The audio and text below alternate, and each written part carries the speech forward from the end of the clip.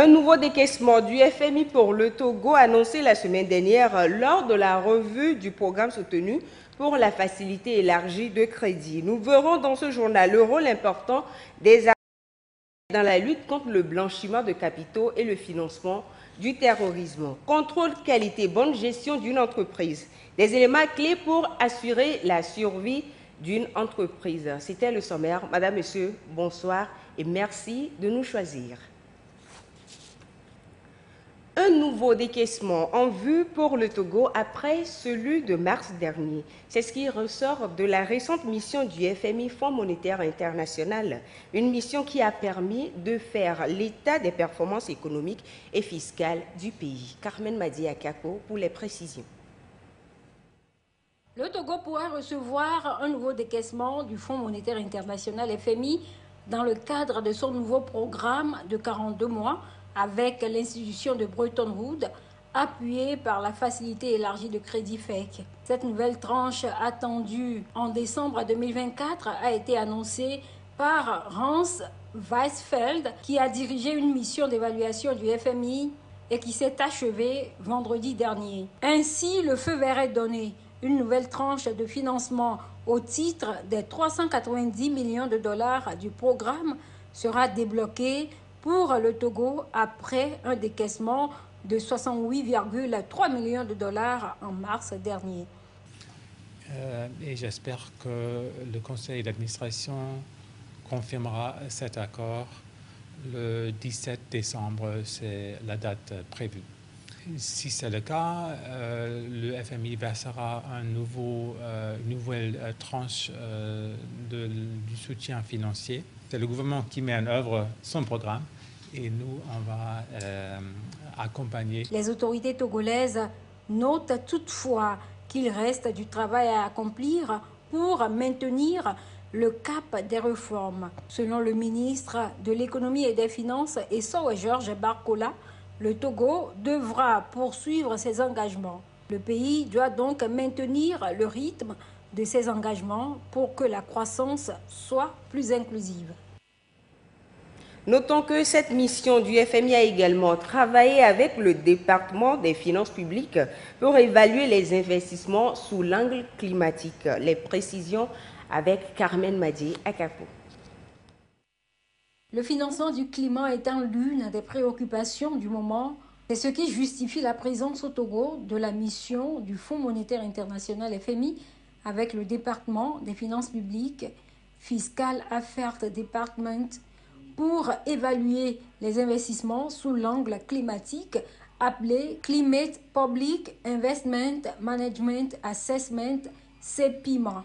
Sollicité par le ministre de l'économie et des finances qui s'est entretenu avec l'équipe de la mission pour donner ses orientations et conseils au démarrage, la mission du CPIMA a permis de faire un diagnostic technique, organisationnel et institutionnel du processus de planification, programmation, budgétisation et évaluation, de faire des recommandations et proposer un plan d'action triennal de réforme tenant compte à la fois des ambitions affichées et des capacités au sein de l'administration publique.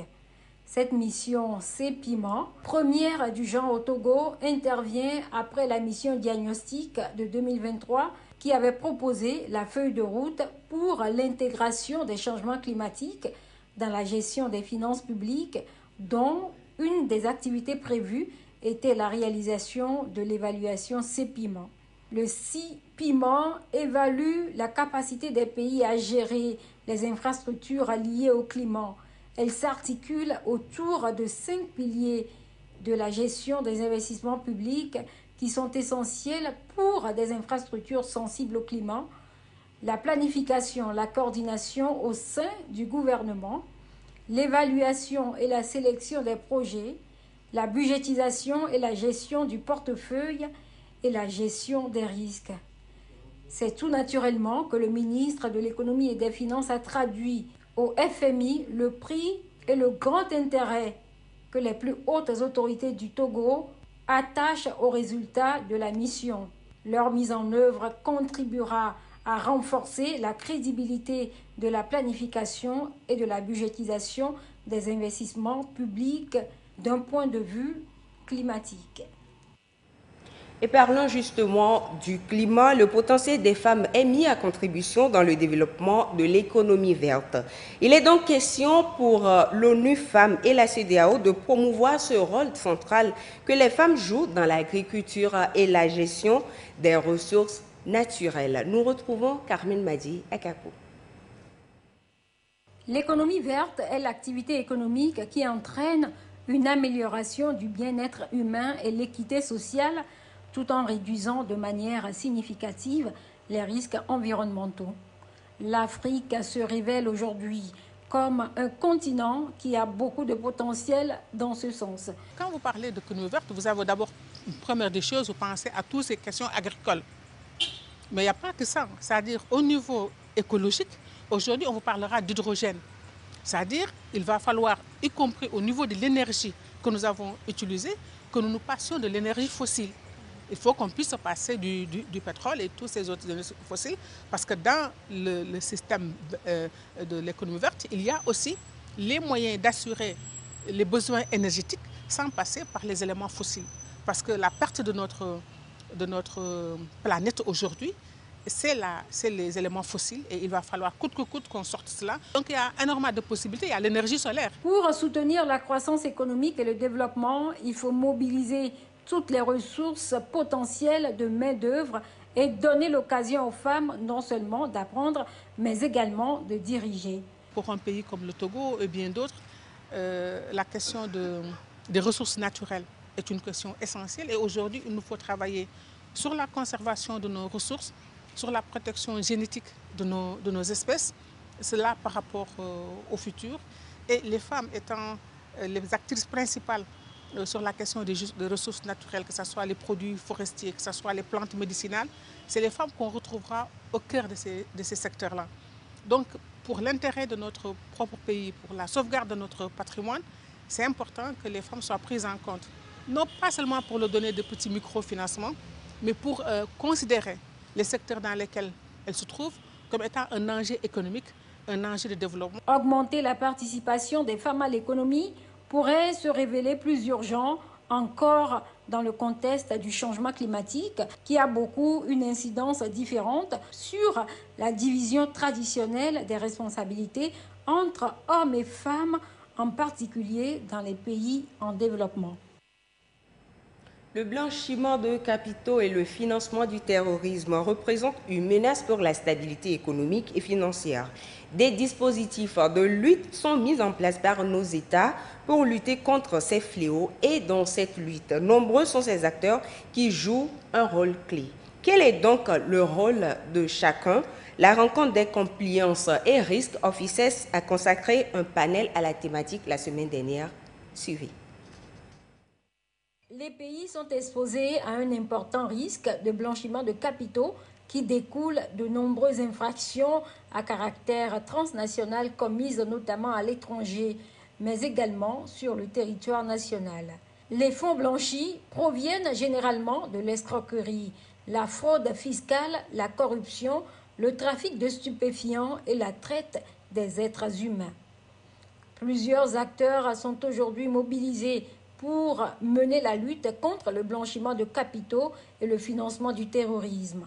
Un panel de la grande rencontre des compliance et risques officers détaille le rôle que joue chaque acteur. C'est-à-dire le JABA donc, intervient en tant qu'acteur qui veille à la conformité de nos États en matière de lutte contre le blanchiment de capitaux et le financement du terrorisme. Ça, c'est l'un des piliers.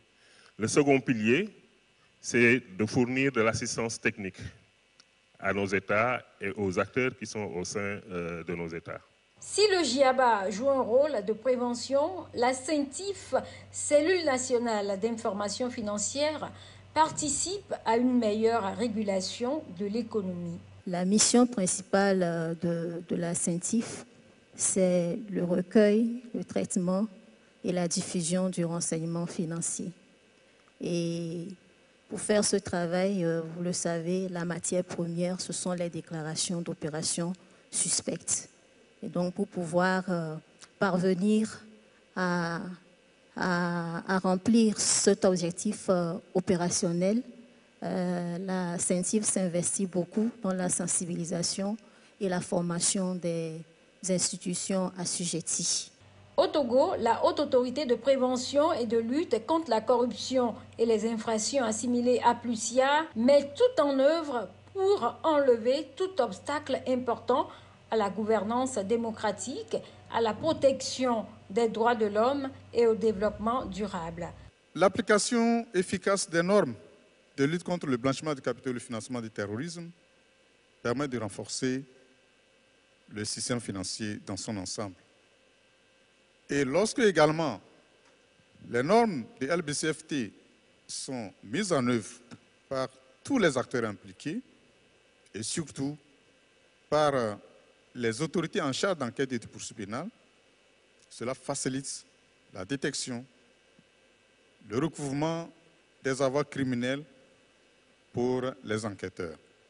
Donc voilà comment ces infractions sont imbriquées les unes avec les autres dans leur commission et surtout sur le volet répression, les règles de lutte contre la corruption rendent service aux règles, aux normes de lutte contre le blanchiment de capitaux et le financement du terrorisme et de façon mutuelle. Étant le régulateur, la BCEAO a mis en place un dispositif de lutte contre le blanchiment de capitaux et le financement du terrorisme dans les États membres de l'Union économique et monétaire ouest-africaine UEMOA, constitué d'un ensemble de tests législatifs et réglementaires. Une autre façon pour la Banque centrale d'accompagner les institutions financières, c'est les contrôles sur pièces que la Banque centrale fait sur la base des comptes rendus périodiques, et notamment le rapport annuel de la mise en œuvre du dispositif de LBCFT et aussi le rapport d'audit qui sont tenus de transmettre à l'autorité de contrôle. Donc, sur la base du contrôle que la Banque centrale fait sur ces différents rapports, la Banque centrale arrive maintenant à leur apporter des soutiens beaucoup plus adaptés. Au plan international, le groupe d'action financière GAFI est chargé d'établir les mesures de lutte contre le blanchiment de capitaux, le financement du terrorisme et tout récemment le financement de la prolifération des armes. Beaucoup de jeunes entrepreneurs s'engagent de plus en plus dans la création d'entreprises. Mais une fois créées, certaines sont confrontées à des difficultés de gestion. Comment assurer donc la bonne gestion de son entreprise? Sylvain Aboudou s'est intéressé à la question. Voici son reportage. La bonne gestion d'une entreprise nécessite l'acquisition de plusieurs outils visant à assurer une meilleure gouvernance. Elle passe par l'organisation, le fonctionnement et l'observation de certaines règles pour améliorer l'environnement des affaires. À cela s'ajoute l'adoption d'un business plan pour développer son entreprise, des mesures auxquelles doivent se conformer les jeunes entrepreneurs pour plus d'efficacité et de pérennité de leurs activités. Il faut d'abord attirer leur attention sur les dispositions même qui devaient être prises en compte avant la création d'une entreprise. C'est-à-dire qu'il faut mettre en place un business model qui permet aux managers ou bien aux promoteurs d'une PME d'avoir déjà une idée sur l'image de sa société d'ici 4 ou 5 ans. Donc ça, il faut d'abord les expliquer les fondamentaux liés à la création. Et après cette création, c'est de voir maintenant quels sont les outils en fonction de son activité, qu'est-ce qui peut être mis en place pour améliorer sa gestion. Maintenant, pour ce qui concerne ces outils, au-delà des outils même, il faut aussi regarder le côté partenariat. D'accord? Il faut voir déjà le partenaire interne et le partenaire externe de la PME. Le partenaire interne, c'est quoi? C'est ses salariés et autres. Et les partenaires externes, on peut avoir l'administration fiscale, l'administration sociale, on peut également avoir les fournisseurs et autres. Donc, c'est vraiment de mettre en place une stratégie pour accompagner ces structures-là dans l'atteinte de leurs performances. C'est dire que les PME et PMI ont besoin d'orientation et de formation pour asseoir le bon fonctionnement et la bonne gestion de leurs entreprises.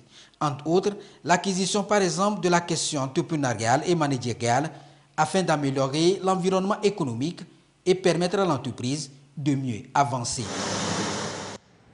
La bonne gestion de l'entreprise nécessite également un contrôle de la qualité des produits.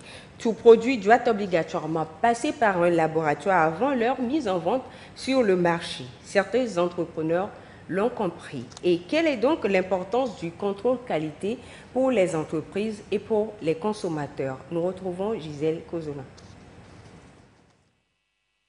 C'est un facteur, la plupart du temps, négligé par les producteurs.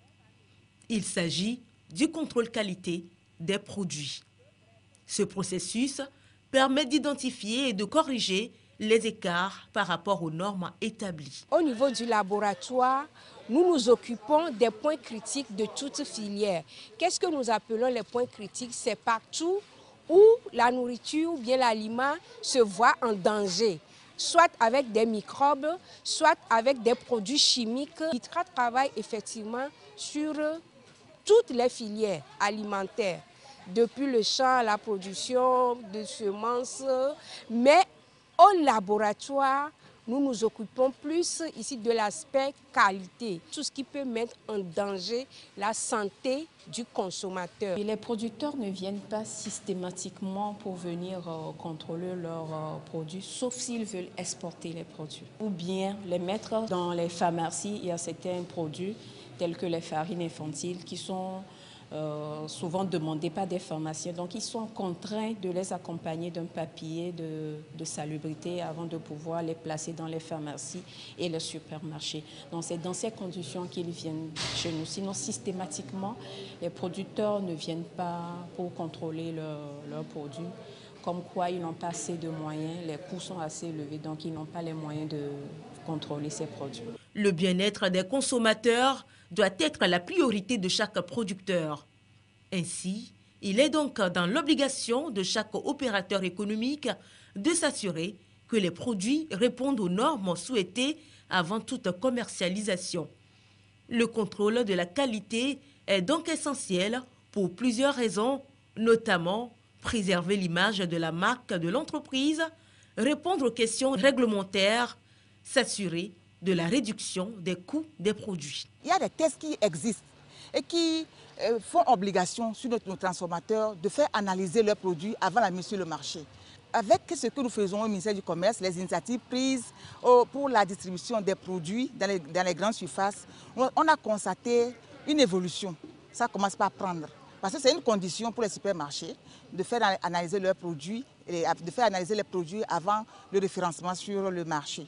Même au niveau international, si un promoteur veut avoir accès au marché ou bien veut exporter son produit, il faut que les produits répondent aux normes de qualité.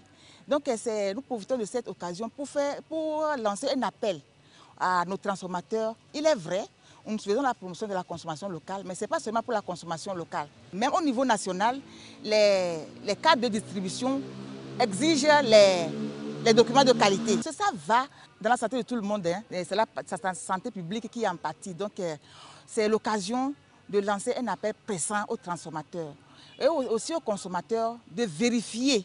Il y a des moyens de vérifier la qualité des produits avant de les acheter. C'est une évaluation primordiale à tous les niveaux, que ce soit sur le plan alimentaire, cosmétique et vestimentaire. Et c'est donc en ce sens que le consommer local aura plus d'impact. Suivons à présent les cours des devises de ce mardi 22 octobre 2024. Le dollar américain s'établit à 602 à l'achat et 609 à la vente. Le yen japonais 3,980 à l'achat et 4,40 à la vente. Quant à la livre sterling, elle est de 784,25 à l'achat et 791,25 à la vente. Le franc suisse est de 697,75 à l'achat et 702,75 à la vente. Le dollar canadien 434,25 à l'achat et 441,25 à la vente. Le yuan chinois 84,250 à l'achat et 85,750 à la vente. L'euro reste inchangé, 655,95 à l'achat comme à la vente. On poursuit avec ce communiqué du comité de coordination pour les filières café et cacao. Le secrétaire général du comité de coordination pour les filières café et cacao communique. Les prix indicatifs pour la période aux producteurs pour la période du 16 au 31 octobre 2024 sont déterminés sur la base des cours mondiaux comme suit. Café Saint Robusta, 2000 francs le kilo. Cacao qualité supérieure, 3185 francs le kilo. Notez bien, ces prix sont calculés par rapport à l'échéance de novembre 2024 pour le café et décembre 2024 pour le cacao. Signé le président Vincent Kofi Vignon. Dans le cadre du mois du consommé local, nos projecteurs se tournent ce soir vers l'Est Mono, plus précisément à Tongue, où deux produits emblématiques se démarquent. Il s'agit de Egblin et Koukouli. Bien plus que de simples denrées, ces trésors du terroir jouent un rôle central dans l'économie locale. Quelle est leur véritable importance dans le quotidien de ses habitants et comment contribuent-ils au dynamisme économique de la préfecture? Silver Aboudou nous en parle. C'est leur activité au quotidien. Le commerce des galettes de arachide, communément appelé koukouli, et de la pâte en boule, communément appelée egblin. Ils sont produits en grande quantité ici à Tongue dans le Moyen Mono. Un commerce qui constitue pour les femmes leur première activité génératrice de revenus.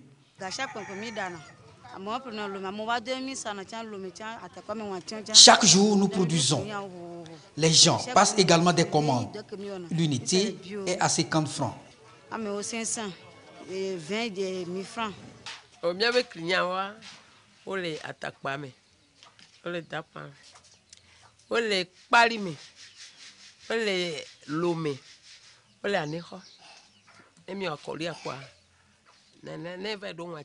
Nos clients sont partout. Nous vivons de cette activité.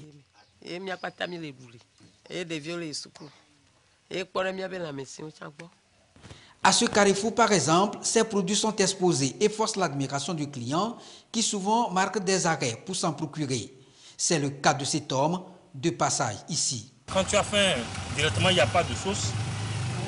C'est quelque chose qui se consomme immédiatement.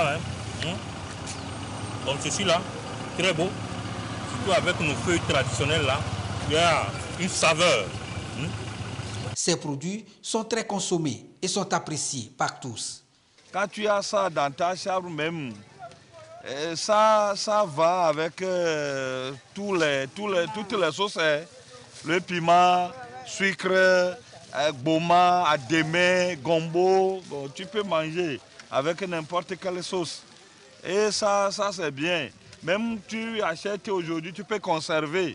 Ça peut faire chez toi 2 semaines, 3 semaines, même voire 1 mois. Ça ne se gâte pas. On ne peut pas conserver la pâte elle-même en 1 mois. Mais ceci, n'importe quelle sauce, même si c'est du sucre, tu peux aussi pétrir ça dans de l'eau, manger comme si c'était du akpan, appelé communément kafa. Chez moi, en pays kabien, en éveil akpan, c'est une pâte très bonne. Les femmes sont organisées dans cette production et bénéficient de l'encadrement de la mairie pour mieux satisfaire la demande, puisque la plupart de la production est une commande que les femmes reçoivent et le reste exposé pour les clients potentiels. Il n'y a pas un seul jour où vous faites un tour à Tongue, vous n'allez pas trouver ces produits. Il n'y a pas un seul jour. La demande devient tellement intéressante. Ça prend une autre allure, une allure vertigineuse, j'allais dire. Ce qui fait que la production prend aussi une allure conséquente. Ce qui nous a poussé en tant qu'élus locaux à commencer par organiser ces femmes-là en coopérative où elles établissent même un calendrier de roulement. Mais ce qui est très très intéressant, c'est que ces 2 produits ont commencé par franchir déjà non seulement nos frontières communales, mais aussi nos frontières nationales pour se retrouver soit au Gabon, soit au Sénégal, soit en France, ou soit même aux États-Unis, où les ressortissants de notre communauté vivent.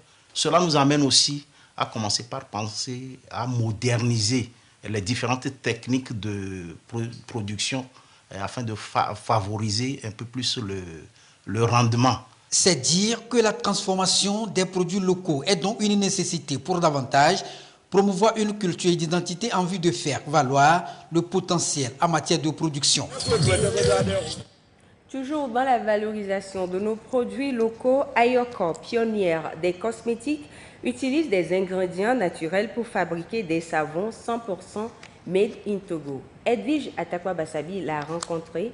Voici son reportage présenté par Clarisse Atticlé. Sur cette table, une gamme complète de produits cosmétiques made in Togo. Résultat de plus de 10 ans de passion et d'expertise d'Ayoko. Ce qui distingue ces produits, c'est qu'ils sont confectionnés à partir d'épices locales, célébrant ainsi la richesse du terroir togolais. Ce sont des produits cosmétiques fabriqués localement pour entretenir la peau de nos vaillants compatriotes togolais et de la sous-région, pourquoi pas à l'international. C'est des produits que nous avons fabriqués à base du miel. Ce savon que vous voyez par exemple, c'est à base du miel. C'est fabriqué dans la région centrale et ça traite la peau, ça soigne les imperfections et ça régularise le sébum. Le gel douche, fabriqué à base de carottes, bêta-carotène. C'est un antioxydant et qui vraiment nourrit la peau, rajeunit la peau et donne l'éclat naturel à la peau. Ici, vous avez le lait fabriqué à base de la poudre d'orange. Savon, gel douche, soins corporels. Chaque produit est 100% naturel. Coiffeuse de formation, Ayoko s'est réinventée en se spécialisant dans la cosmétique après avoir fait un constat troublant. Les produits importés dominaient au détriment des trésors locaux. Après 64 ans d'indépendance en Afrique, nous sommes envahis par les produits exportés et qui sont sur nos marchés. Chercher à fabriquer quelque chose. L'idée m'est venue de créer ma propre marque ici, telle que nous l'espérons. On ne l'a pas encore à ce jour. Le soutien financier tel qu'on doit l'avoir, ce n'est pas ça. Les banques n'aiment pas nous accompagner.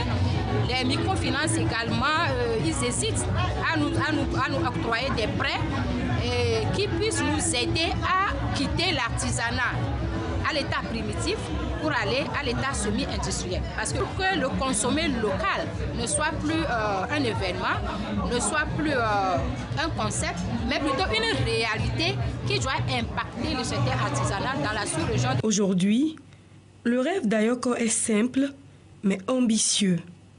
Inciter les Togolais à adopter des produits naturels du pays.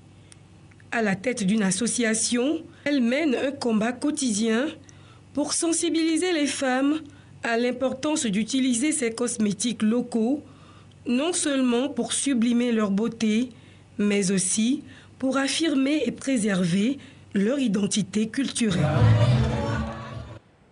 Un sujet de Edwige Atakwa-Bassabi présenté par Marie-Thérèse Nabébi. Ainsi prend fin ce journal consacré à l'actualité économique. Merci d'avoir été des nôtres. Bonsoir chez vous.